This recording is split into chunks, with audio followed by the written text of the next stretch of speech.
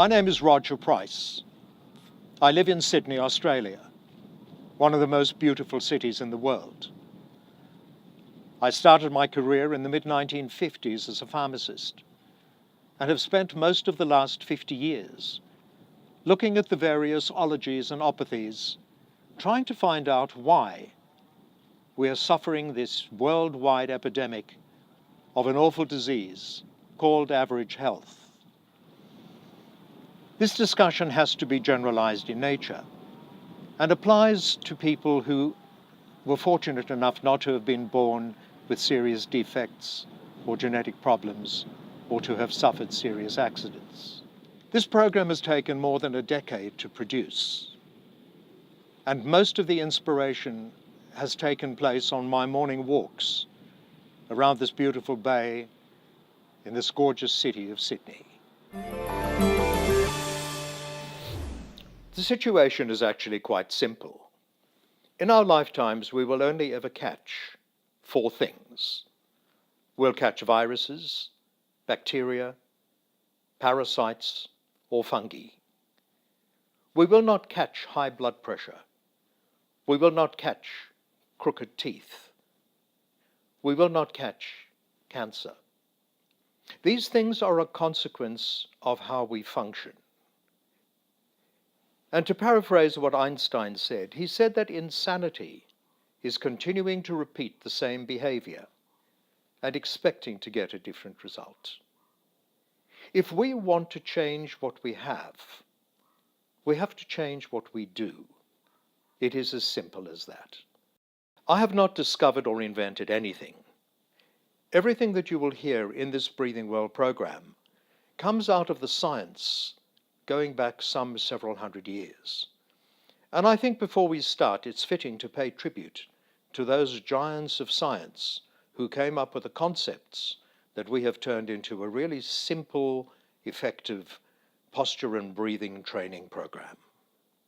Going back as early as the late 1500s, William Harvey was the first physician to recognize that the heart-lung blood circulation system was a closed-circuit system.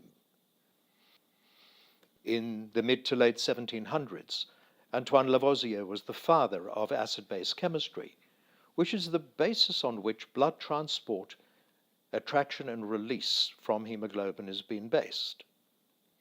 Christian Bohr in 1904 postulated the Bohr effect, and the Bohr effect states very simply that as carbon dioxide pressure in arterial blood drops, so is the blood more and more reluctant to release oxygen to the cells.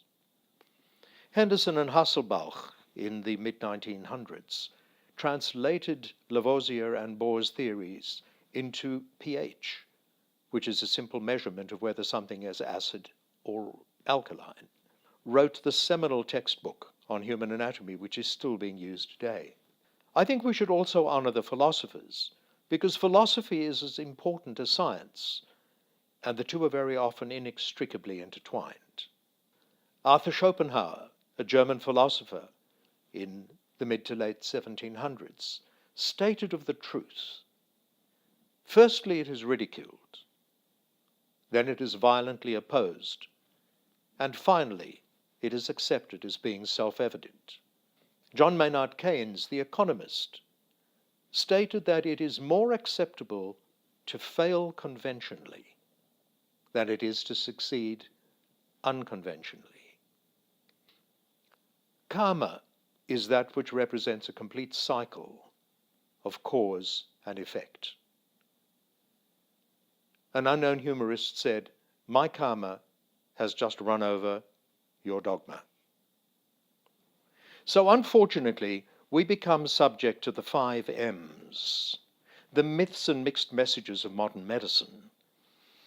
And unfortunately, there is not a lot of unbiased research around, because if research is paid for and commissioned by organizations that have a vested interest in the outcome, maybe evidence-based is not really evidence-based. Maybe best practice is not necessarily the best way of doing things. And if you have lots and lots of people doing the wrong thing, it doesn't make it right. It just means there are lots of people doing the wrong thing. So keeping fit and healthy is simple. It doesn't mean it's easy. It just means it's simple. Use your body the way your body was designed to be used, and function the way we were designed to function, something that is really not easy to achieve in these modern times in the 21st century. So for the moment, why don't we regard the human body as a computer, which has both hardware and software components? The human body has 11 different systems. These systems are things like reproduction, circulation, digestion, elimination. There are 11 of them. Of those 11, 2 are nominally hardware and 9 are nominally software. And the hardware systems are the muscles and tendons, and of course the skeletal system, the bones and joints. Those are systems that can be manually adjusted. Teeth can be pulled into the right position using braces. Bones and muscles and joints can be manipulated. But what about the software that's running in the background, which remembers where these systems were in the beginning?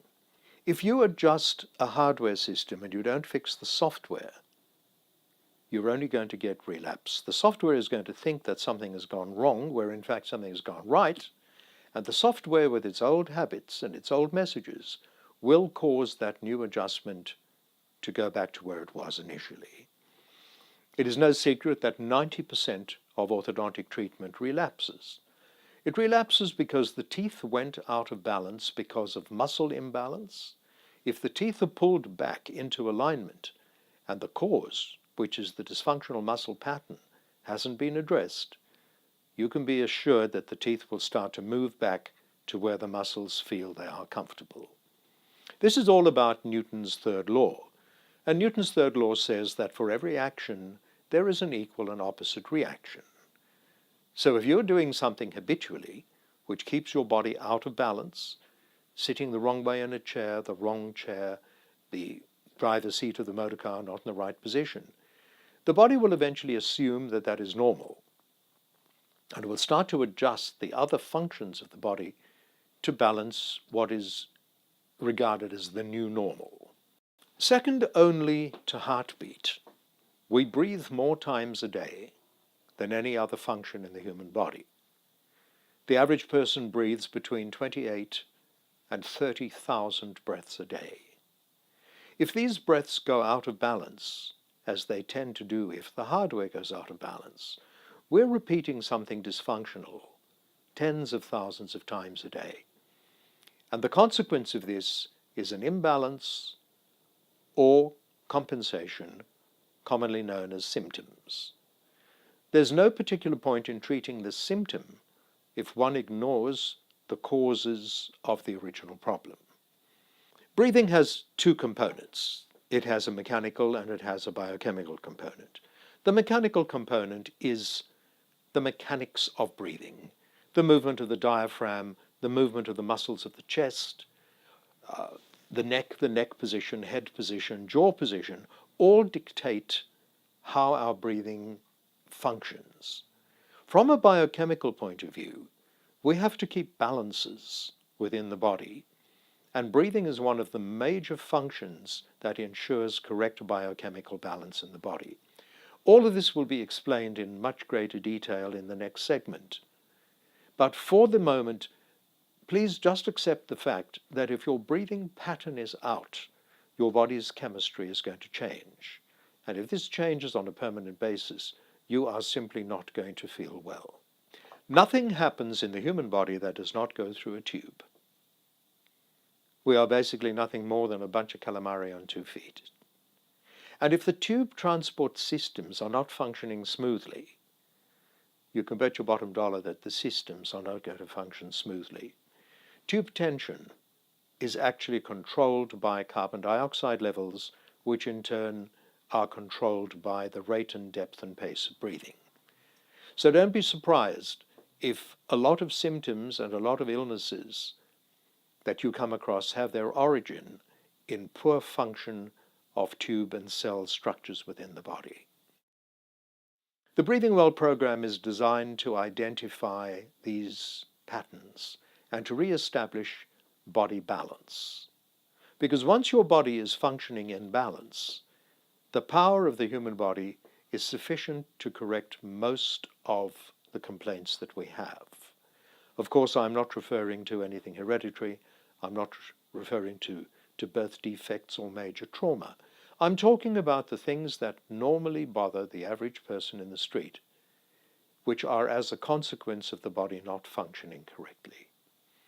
If you'd like to invest around 20 minutes to watch the next segment, you will be shown the mechanics and the biochemistry of breathing from beginning to end. I can promise you it is not a highly technical or complex program. It's quite simple.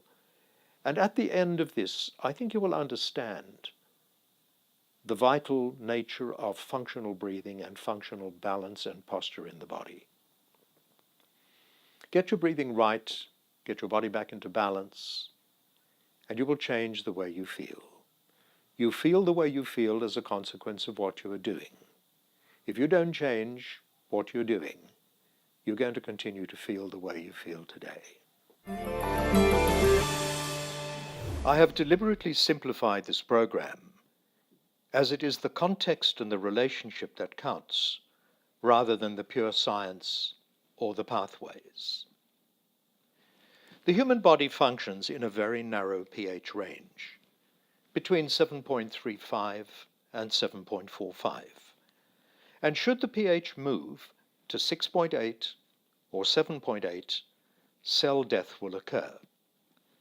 And if your cells die, you're going to follow a short time afterwards. So it's important for the brain to constantly monitor the pH of the blood.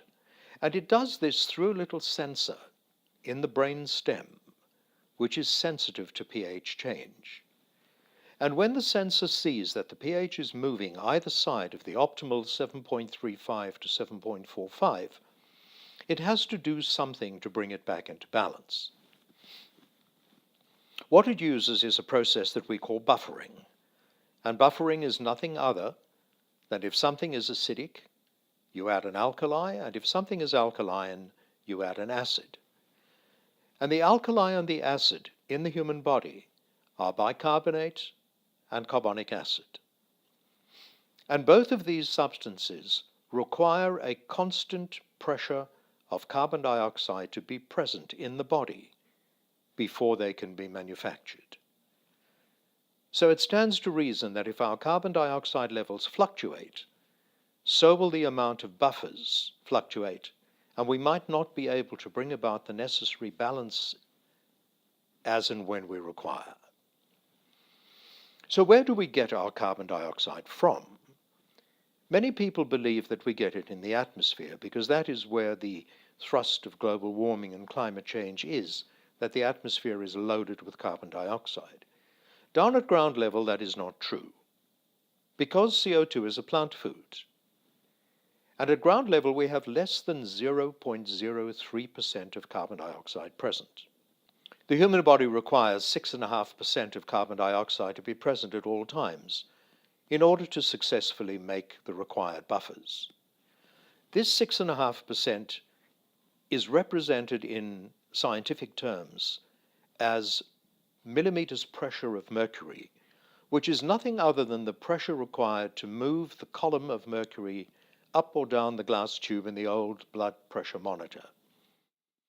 6.5% represents 40 millimeters mercury pressure, and we're going to be using that as the basis for this discussion.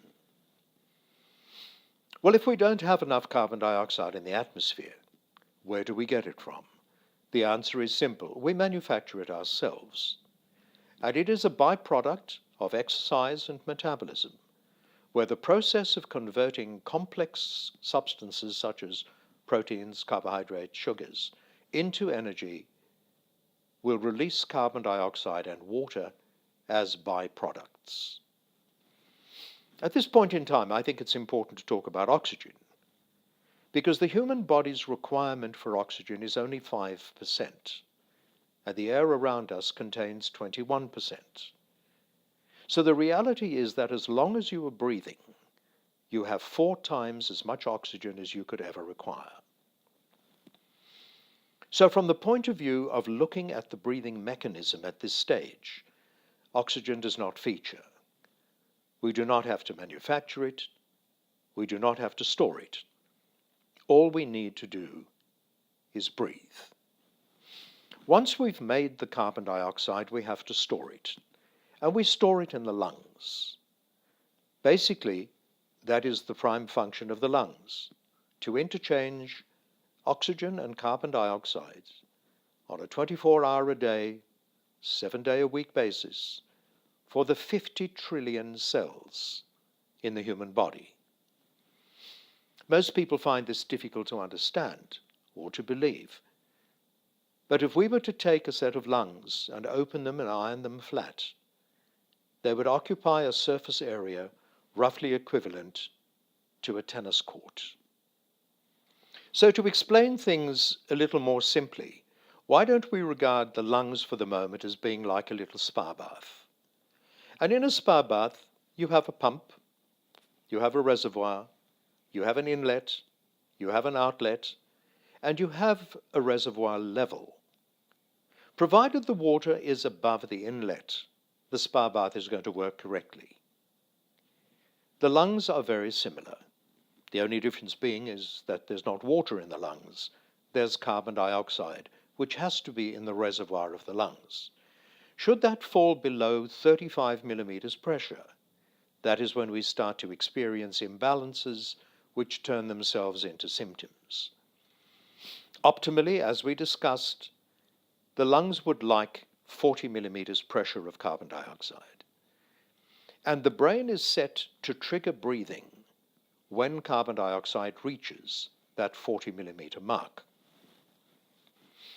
You will achieve and maintain that 40 millimeter level if you breathe functionally. And by functional breathing, we mean 8 to 10 breaths per minute at rest, in and out through the nose, not through the mouth, driven by the diaphragm, not by the upper chest, and most importantly of all, breathing should be silent. If you can hear somebody breathe, they are breathing dysfunctionally. Provided you breathe at that level, you will maintain your 40 millimeters pressure of CO2 in the lungs, and your system will function efficiently. If, however, you have developed habits like talking too fast, or sighing, or yawning, or sneezing, or coughing a lot, if you're in pain, where your breathing pattern changes as a pain management technique, you are not going to have 40 millimeters mercury carbon dioxide levels present in your lungs. And the brain will then adjust itself to whatever level you manage to create, which means that it will actually start to change its response position. And the breathing trigger position will move from the optimal 40 to 35 or 30 or 28 or 26 or whatever it is that you have set up as the body's new normal. On average, we breathe around 10 million breaths a year, which is around 28 to 30,000 breaths per day. If 1 or 2 of these breaths are out of balance, we don't have a problem. What happens if all 30,000 of these breaths are out of balance? That is when symptoms start occurring. Noses are made for breathing. The nose is a 4-stage filtration system. The hairs filter out the floaties in the air. There is an enzyme in the mucus that kills viruses and bacteria. The turbinates and the sinuses warm and condition the air, temperature control it, and humidify it before it goes over the final 2 filters, which are the adenoids and the tonsils, before entering the lungs. Lungs are extraordinarily sensitive. And you can imagine how the lungs respond if we bypass the nasal filtration system and breathe in directly through the mouth. In order to maintain the reservoir level within the lungs, we need to be able to control the rate and depth at which we breathe. And this is done using the diaphragm. And if we don't use the diaphragm as the primary muscle of breathing, we're going to have problems in maintaining the correct carbon dioxide pressure within the lungs. So let's become a little technical for the moment. What is in a can of soft drink? Most people's immediate response will be sugar, and they're quite right.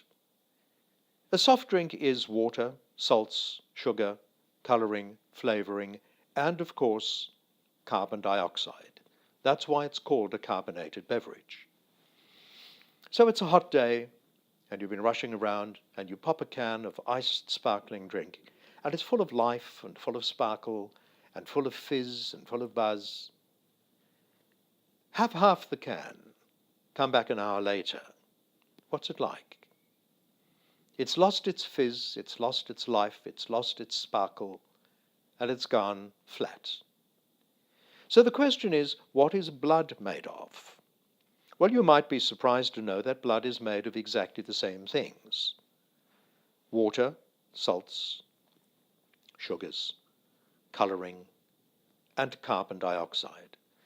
And as we've seen in the table above, carbon dioxide at the pressure of 40 millimeters mercury. The coloring in the blood, by the way, is the red protein called hemoglobin. So can you see now that if you lose the fizz out of your blood, you will lose the zest and the sparkle and the life and the bubble, and you will feel flat. So the question is, how do we lose fizz out of our blood? The answer is quite simple. We breathe through our mouths. We use our upper chest. We don't use the diaphragm correctly. And we become entrenched in a new breathing cycle which upsets our basic body chemistry. That is the cycle that causes the breathing trigger to move from its functional level at 40 millimeters to its dysfunctional level, which in most cases is round about the 30 millimeter mark, well below the 35 millimeters functional level. The question then is, why do we overbreathe? And I can give you the answer in one word, and that word is stress. There are many, many hundreds of different types of stressors, but we are able to break these stressors down into three main groups.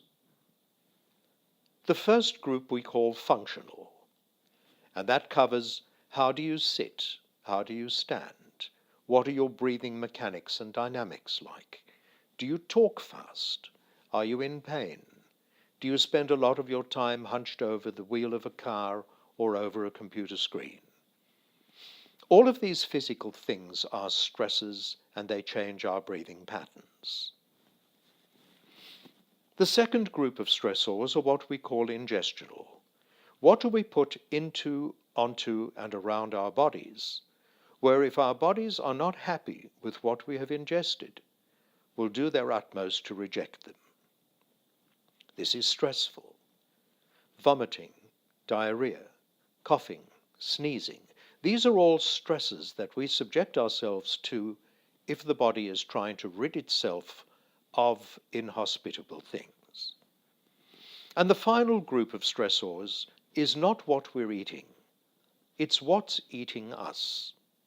How do we cope with and how do we function in this, the 21st century? Do we react and very often cause problems? Or do we create solutions out of the circumstances that come our way? This is one of the major causes of stress in modern living. So how does the brain respond when it senses a constant and consistent shortage of carbon dioxide? These low levels of carbon dioxide prevent the brain from making the chemicals that we require to keep the pH in balance. There's a limit to how much CO2 can be made. What the brain can do is try to limit the amount that we release. And picture yourself in your garden, you're busy watering your plants, you have some new seedlings, You want to reduce the flow of water to the new seedlings. So all you need do is pinch the tube, constrict it a little, and the flow will reduce. That is what the brain does to our breathing tubes. It causes our breathing tubes to go into spasm, narrow the bore, and release the amount of carbon dioxide that we can exhale. And this is why people say, my chest is tight, or I'm having trouble breathing, or I can't catch my breath, or I'm breathless. All of these things are really valid. The mechanism is the brain trying to limit the amount of carbon dioxide that we lose. And unfortunately, many of these cases are misdiagnosed as asthma, where in fact it is not asthma, it is a bronchoconstriction brought about by dysfunctional breathing. If this was just restricted to our breathing tubes, we could probably cope without too much trouble. But where else do we have tubes in the body? In fact, everywhere. Nothing happens in the human body that does not go through a tube. So does it not stand to reason that if we're experiencing narrowing and spasming of the tubes in the breathing system, that this would not translate itself to high blood pressure, to digestive disorders, to nighttime toilet trips where the bladder goes into spasm and thinks it's fuller than it really is, to hormonal issues, reproductive issues. The list just goes on, because it is all a function of tubes working the way they were designed to work. If reducing the flow of carbon dioxide from the body is not sufficient or doesn't happen fast enough, the brain has another mechanism, and it causes us to hold our breath. And think for a moment whether there are times during your day when you find that you have stopped breathing. Many people, particularly when they're concentrating, find that they hold their breath. The reason for this is that if you stop breathing, your carbon dioxide levels will rise rapidly, providing the chemicals that the brain requires to keep your pH in balance. During the day, it's called a breath hold. At night, it's called an apnea. So we haven't paid too much attention to oxygen up until this point in time, and that is why we have this big open white space available. Oxygen obviously is critical to life. How is oxygen transported around the body? Let's simplify it and say it goes by train. It goes on what I call the hemoglobin express. So picture that in each lung you have a little locomotive, and behind the locomotive are millions of little carriages. Each carriage is a molecule of hemoglobin, the red protein, the coloring that we have in the blood. Inside each molecule of hemoglobin there are 4 little blobs of iron. And under the correct conditions, each one of those blobs of iron will bond a molecule of oxygen. So, provided the conditions are correct in the lung, and that means that there is an adequate supply of oxygen, that we have our 21% of oxygen passengers, all ticketed and ready to go, and provided that the pH in the lung is sitting at 7.45, the carriage doors will open. 4 passengers will enter.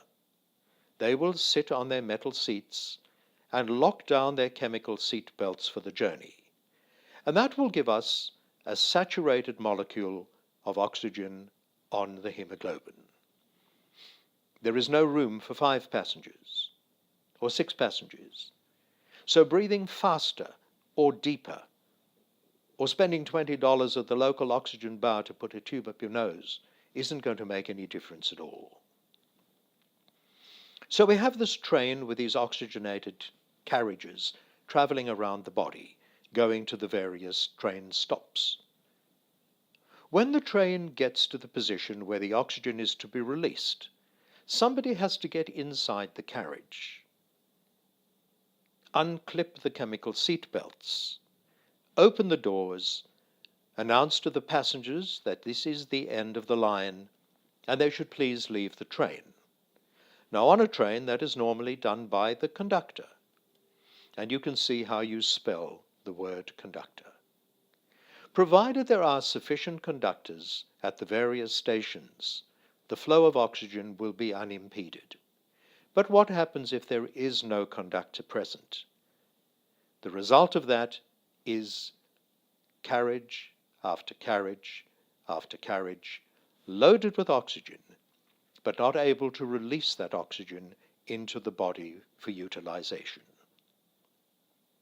Restore the conductors to the train stations, and that means restoring carbon dioxide levels in the lungs to 35 millimeters or above, and you will release sufficient oxygen from the blood to have good quality sleep and awake refreshed. So the question is, if it was the combination of the lack of diaphragmatic breathing, of the upper chest breathing, of the mouth breathing, that caused our breathing patterns to change, do you think it's possible by reversing some of these, we can reverse the process and get the breathing trigger to go back to where it belongs? The answer, of course, is yes. And what we require to do here is to change the messages that we send to the brain. And instead of sending messages of low carbon dioxide, we want to send messages of high carbon dioxide. And we can do that quite successfully by changing our breathing pattern.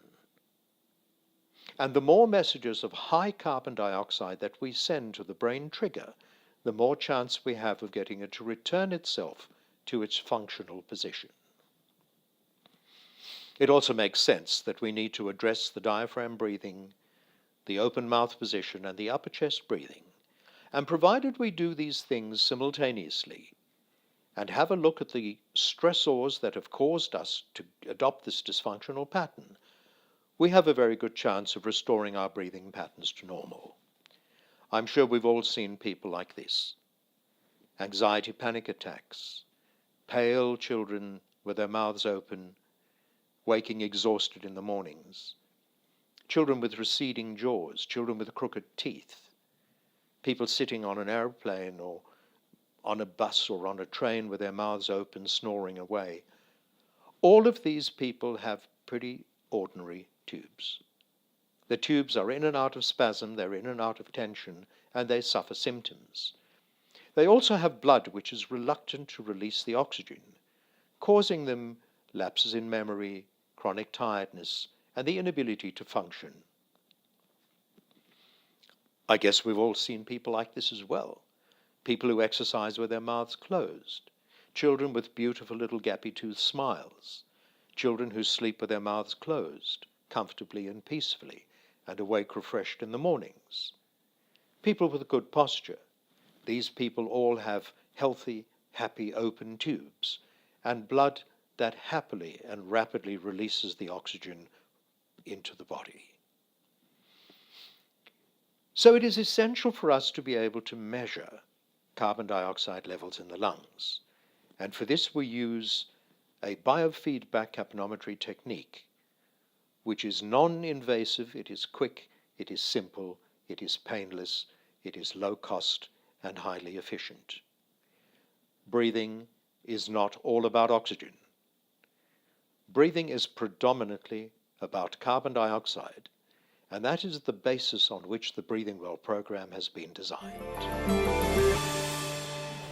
So by now I'm sure that you can see how changing the software patterns that were created by the dysfunctional behavior can assist you in obtaining a more stable and long-lasting outcome as a consequence of the physical techniques and adjustment processes that you do as part of your existing practice.